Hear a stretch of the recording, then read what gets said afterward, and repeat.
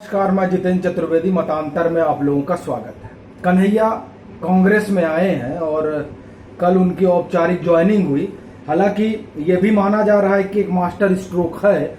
एक master stroke तो brain stroke बन चुका है, वो आप देख ही रहे हैं। और अब पंजाब में कांग्रेस 3 धड़े में बढ़ गई है। एक चरणजीत चन्नी का हो गया, एक कैप्टन साहब का हो गया और एक सिद्धू साहब का हो गया।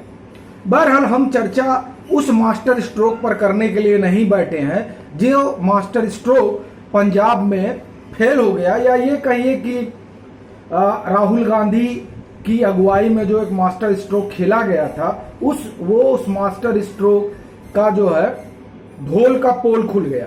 हम बात उस पर नहीं करेंगे, हम दरअसल बात कन्हैया पर करेंगे। और इसलिए चूंकि कन्हैया ने बड़ी लंबी छोड़ी, जब वो पार्टी ज्वाइनिंग करने के बाद औपचारिक रूप से पत्रकारों से रूबरू हुए, तो राकेश टिकैत की तरह उन्होंने भी मीडिया को एक तरह से धमकाया कि चलिए आपको सवाल आप कम से कम विपक्ष से सवाल पूछने का आपने जो है अपनी जिम्मेदारी नहीं छोड़ी है, और मैं हर सवाल का जवाब दूंगा प्रधानमंत्री की तरह, सवाल से भागूंगा नहीं, ऐसा उन्होंने कहा। बहुत अच्छा लगा जानकर। लेकिन दरअसल जो वो बताने आए थे वो उन्होंने बताया नहीं, वो ये कि वो कांग्रेस में क्यों आए।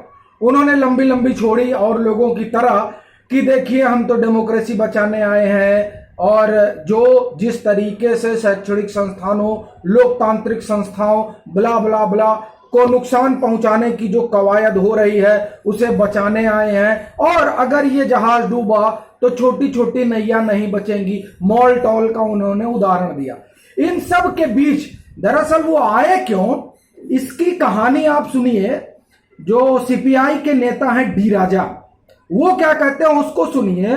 फिर हिंदुस्तान ने खबर की, मैं उस खबर पर आऊंगा, और फिर आप समझ पाएंगे कि दरअसल एक मास्टर स्ट्रोक खेला गया तो पंजाब की हालत खराब हुई। अब कहीं दूसरे मास्टर स्ट्रोक में बिहार की हालत ना खराब हो जाए या पूरे कांग्रेस की हालत ना खराब हो जाए, वो मास्टर स्ट्रोक जो आप कहिए कि इन्होंने कन्हैया के रूप में लाया। और आप देखिए तमाम अखबारों ने बड़े आप ये कहिए कि प्रमुखता से इसको उठाया।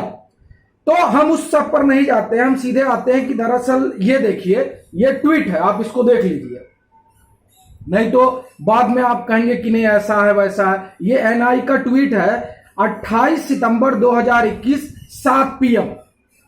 ही मतलब Kanhaiya Kumar has expelled himself from my party, CPI has been fighting for casteless classless society. He must be have some personal ambition and aspiration. It shows that he has no faith in communist and working class ideology. बता रहे हैं कि जो विचारधारा का गाना गा रहे हैं कन्हैया कुमार, और जिस विचारधारा का झुंझुना कांग्रेस बजा रही है, उस झुंझुने की पोल और कन्हैया की डोल सीपीआई के नेता डी राजा ने खोली, जो आप देख रहे हैं। ये कहते हैं कि उनकी कुछ निजी महत्वाकांक्षाएं हैं, पर्सनल एम्बिशन, जिसके कारण ऐसा जान पड़ता है कि वो कम्युनिस्ट धारा से भाग गए, और भाग के कहां रुके, कांग्रेस में। अब देखिए दरअसल उनका पर्सनल क्या है उस पर हम आते हैं। ये हिंदुस्तान की खबर है, ये खबर है 27 सितंबर 2021, ये भी आप देख लीजिए। इसमें कहा गया है कि कन्हैया के रवैये से परेशान सीपीआई बने रहने का मांगा सचिव पद और टिकट बांटने का अधिकार। कन्हैया ने मांगा कि हमका तुम टिकट बांटने का अधिकार दो, और जो है हमको तुम पार्टी चीफ बनाओ।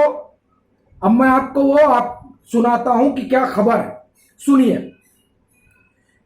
कन्हैया कुमार ने कहा कि मुझे पार्टी का स्टेट चीफ बनाया जाना चाहिए, इसके अलावा शीर्ष चुनाव समिति का चेयरमैन बनाना चाहिए, और जो चुनाव में प्रत्याशियों का सिलेक्शन करती है। एक अन्य नेता ने कहा किसी भी पार्टी में कोई इस तरह की मांग नहीं कर सकता, यह वह पार्टी है जो अपने लोगों के बारे में खुद फैसला लेती है और जिम्मेदारी देती है। यदि उनकी कोई महत्वाकांक्षा है तो टॉप अथॉरिटीज को उनको बताना चाहिए। तो दरअसल देखिए तो कन्हैया कुमार ने लोकतंत्र बचाने के लिए सीपीआई नहीं छोड़ा। ये मैं नहीं कह रहा हूं, ये डी राजा कह रहे हैं, ये सीपीआई के नेता कह रहे हैं कि साहब उनको पार्टी में पद चाहिए था, किसी राज्य का प्रभारी बनना चाहते थे, जो कमेटी है टिकट बांटती है उस कमेटी में जगह चाहते थे। जगह क्या, चेयरमैन, ये तो चेयरमैन कह रहे हैं कि इसके अलावा शीर्ष चुनावी समिति का चेयरमैन बनाया जाना चाहिए, जो चुनाव में प्रत्याशियों का सिलेक्शन करती है। मतलब जो है, जो इलेक्शन कमेटी है उस कमेटी का इनको चेयरमैन बनाया जाए। और चूंकि सीपीआई ये सब नहीं की तो उनको लगा कि अब राहुल गांधी के पास चलते हैं, वो मास्टर स्ट्रोक खेलने के माहिर है, तो एक और मास्टर स्ट्रोक खेला जाएगा, तो उस मास्टर स्ट्रोक में अपनी दाल गल जाएगी। ये मैं नहीं कह रहा हूं, ये जो सीपीआई ने कहा मैं उसके हवाले से जो समझ पा रहा हूं वो आपको बता रहा हूं कि पद चाहिए थी, प्रतिष्ठा चाहिए थी, टिकट बांटने का अधिकार चाहिए था, जो अधिकार उनको सीपीआई में नहीं मिला। जिस आइडियोलॉजी का वो ढोल पीटते हैं उस आइडियोलॉजी को उन्होंने इसलिए छोड़ दिया क्योंकि उनको पद नहीं मिला।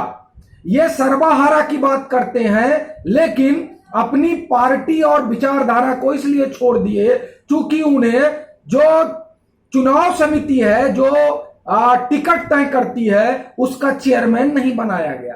अब बताइए, ये धारा है और इस धारा को छोड़कर वो उस धारा में गए हैं जहां वो दावा कर रहे हैं कि हम लोकतंत्र बचाने आए हैं। माने कन्हैया कुमार ही लोकतंत्र बचा सकते हैं, बाकी तो और लोकतंत्र बचाने का कोई लंबरदार बचा नहीं। अच्छा, और इसको लोग मैं ये कहूंगा कि जो मुख्य धारा की मीडिया है उसने उठाया भी। हाँ, ये बात ठीक है कि उनके टुकड़े टुकड़े वाले बयान को भी उठाया गया लेकिन बड़ी दिलचस्प बात यह है कि जब उस डाइस पर, जहां कांग्रेस प्रेस कॉन्फ्रेंस करती है 24 अकबर रोड में, वो जो डाइस है, वो जो डाइस सजा था, और उस डाइस पर जब कन्हैया कुमार ने भाषण पिलाया तो उस भाषण में उन्होंने अपनी महत्वाकांक्षा को नहीं बताया। और एक चीज और बड़ी दिलचस्प है कि जो व्यक्ति बेगूसराय से लड़ा और अपना बूथ हारा, उसको राहुल गांधी ने हार पहनाया, कम से कम कांग्रेस मिलाकर। अब बिहार में क्या आरजेडी कन्हैया को खड़ा और बड़ा होने देगी? वो बड़ी तेजी से उन्होंने कहा कि मैं इसलिए यह कह रहा हूं ताकि आप वंशवाद पर सवाल पूछिए, क्योंकि उन्होंने कहा था कि लोकतंत्र कांग्रेस में बचा हुआ, और फिर उन्होंने कहा कि मैं ये जोर देकर कह रहा हूं ताकि आप इस तरह का सवाल उठाएं। दरअसल वो जिस सवाल को उठाने की बात कर रहे थे, उसी सवाल ने उनकी लुटिया डुबाई थी बिहार में।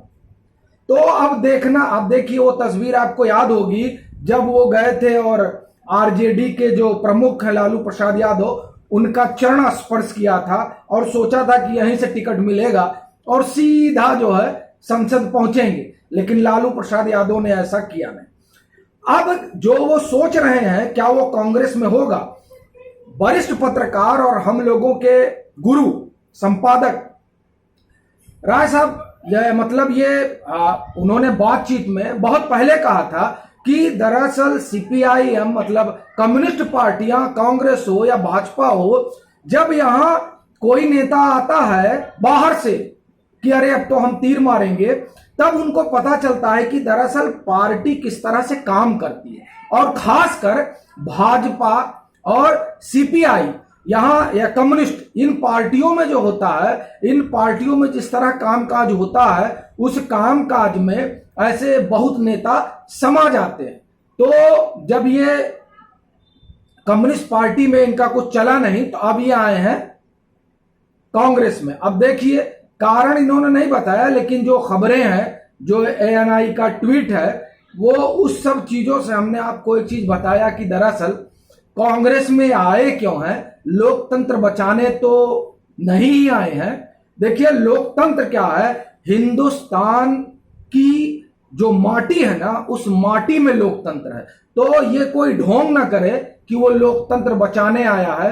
लोकतंत्र बचाने के लिए हिंदुस्तान की इस माटी को किसी कन्हैया कुमार की या किसी रवीश कुमार की या किसी अरफा खानम की या XYZ किसी की भी जरूरत नहीं है। यहां ये वो माटी है जिसको लगा कि इंदिरा गांधी अब तानाशाह हो रही हैं, तो इसने उखाड़ कर फेंक दिया। तो दरअसल इस माटी में लोकतंत्र रचा बसा है, और जो लोग आज लोकतंत्र की दुहाई दे रहे हैं और संवैधानिक संस्थाओं को जो कह रहे हैं कि जिस तरह से उसको आहत किया जा रहा है, उन लोगों को सुप्रीम विश पर पढ़ना चाहिए। पता चलेगा कि कांग्रेस ने किस तरीके से लोकतंत्र को जमींदोज किया और किस तरीके से मनमोहन सरकार चली।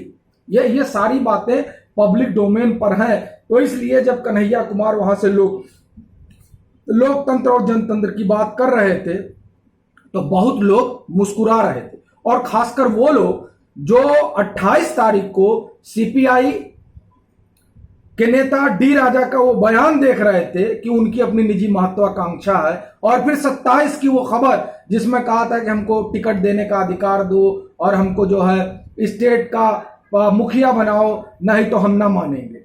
चलते हैं, फिर मिलेंगे एक नए मसले के साथ। तब तक के लिए राम राम।